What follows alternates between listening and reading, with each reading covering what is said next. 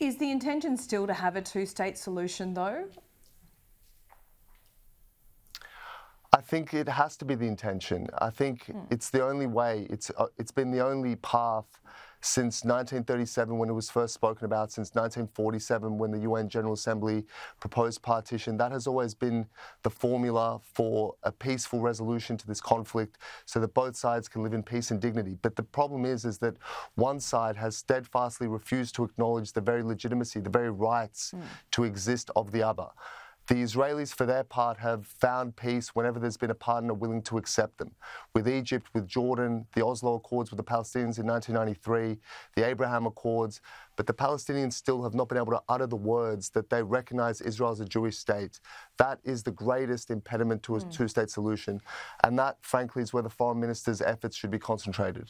Is it Palestinians, though, or Hamas? Because I know Hamas has rejected every single peace deal put before them and not recognised and still do not recognise Israel's right to exist. But is that true of Palestinians as well?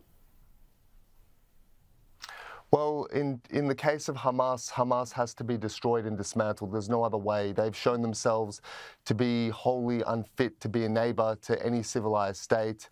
And so there can be no future with Hamas, and the the foreign minister is in agreement on that point. Yeah.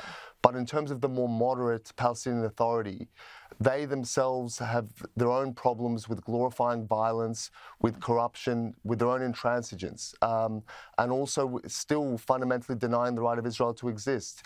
They have made certain remarks over the years where they recognise Israel, but never as a Jewish state. They've never said that they want a peaceful solution to the conflict side by side with a Jewish state rather than in place of it. Are you talking about the Palestinian Authority here?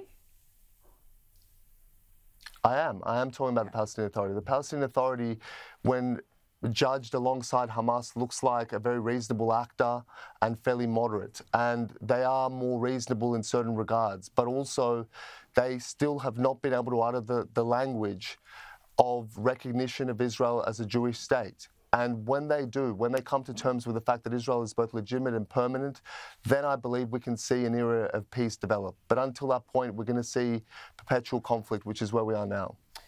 Yes, it's where we are now. And we learned yesterday that Benjamin Netanyahu has set a date for the invasion of Rafah.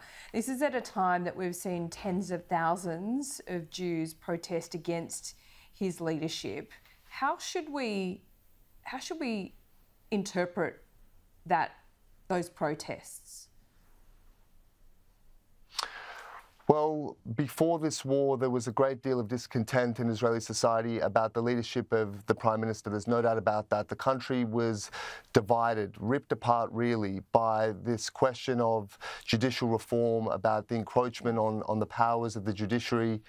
And Israelis fiercely defend their liberties and the independence of their institutions. And the war and the atrocities of October 7 certainly unified the nation. But the longer it's gone on, the more we see those divisions re-emerge in terms of how the war is being handled, in terms of whether the Prime Minister is doing enough to liberate the hostages and arrive at a deal with Hamas through Qatar and Egypt. Israel's a vibrant democracy, and people will have views and they will express them forcefully. That's the nature of the state. But ultimately, the country is unified on one question, and that is the need to defeat Hamas, the need to defeat its final battalions in Rafah, and the need to do whatever necessary to get those hostages home.